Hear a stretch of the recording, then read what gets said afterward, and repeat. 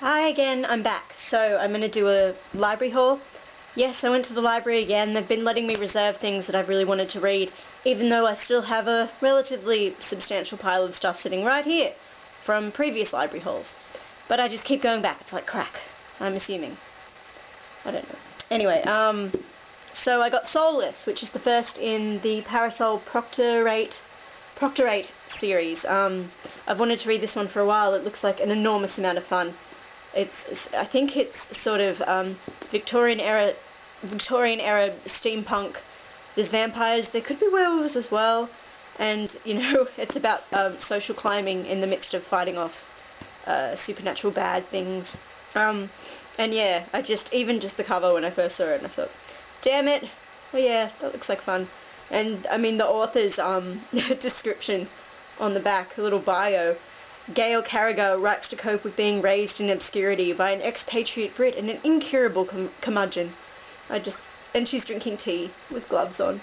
Oh, classic. So I think I'm going to enjoy this. It's adult fiction, I should say, not YA, but it looks like fun. I finally got Stolen by Lucy Christopher. She is a British-Australian author, and this is actually set in, for the most part, in the Australian outback. And I do have a potentially worrying interest, I guess, in cases of Stockholm Syndrome. I blame that on far too many years of fan fiction reading of the Phantom of the Opera. If you've read Phantom of the Opera fan fiction, you know what I'm talking about.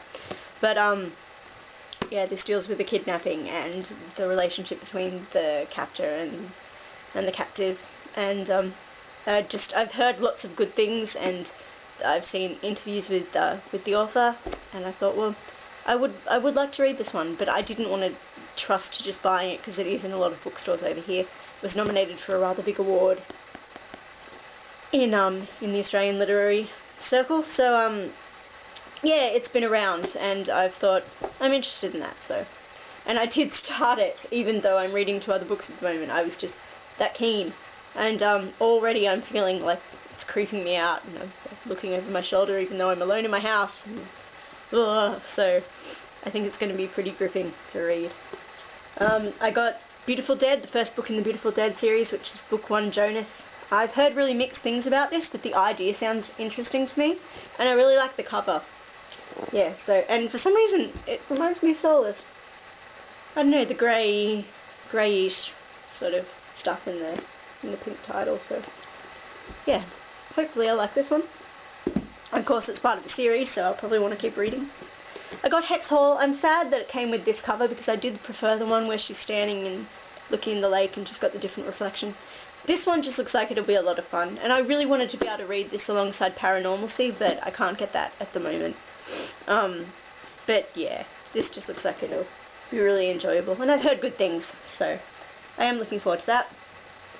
I got A Blue So Dark as one of my realistic YA fictions because I've been reading about it on Amazon, and the premise sounds interesting, and it deals with depression and schizophrenia, I believe, and trying to cope with that through artistic outputs like visual art and music and things. So I thought I would be curious to read that one. So I'll have to be in the right mood, I think, to go into it, but sounds like it'll be good, and it's got a lot of praise. So, and finally, Blood and Chocolate by Annette Klause, and of course I'm sure lots of people have heard about this one. It was made into a film as well. The film deviated a good deal from the book, I've been told.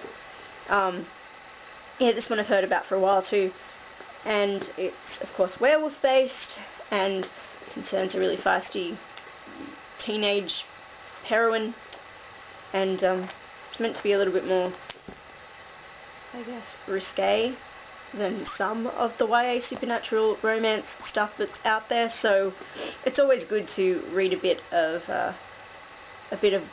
young adult fiction where preferably the teenagers act like teenagers, which is one of the reasons I really like Wicked Lovely and things. So a friend of mine recommended this one, so I reserved it, and now I've got it here. So, and it's all shiny. So they're the ones I have at the moment, alongside stuff over here that I still have to read, like Garden Spells and Spells, and I still have to read If I Stay as well. And right now I am still currently on The Clockwork Angel by Cassandra Clare, and I'm very much enjoying that one, and I'm into Fire by Kristen Cashore, which is the companion to Graceling. I'm enjoying that one also. It has a different feel to Graceling, which is a good thing. And the heroine has seemingly quite a different personality to Katza, so I'm enjoying entering into this universe, even though there's a lot of familiar aspects to it as well. I think I will like that one too. So lots of reading to be done as always, but that's what we love. So yeah, I'll bid you all farewell for now, and I might try and do a non-fiction bookshelf tour over the next week, possibly. At some point I will do my YA section, but I would like to wait until I get the majority of my books back from my friends who have them, because there are so many titles that are currently absent from over there, so it wouldn't be a very comprehensive tour if I was to do it anytime soon. But it will come at some point if people want to see it. Thank you to everybody who's been subscribing, and to those who have been leaving me comments and sending me messages and things. I really do want to thank you, and you've been very lovely and friendly, and it's making this even more fun, and I feel like I'm not quite so alone and freaky, and I don't feel quite as much of a fool for sitting here talking into a camera on my own. So thank you for watching, and hope you continue to watch, and I hope this was informative or whatever. Okay, so bye for now everybody, and as always, happy reading.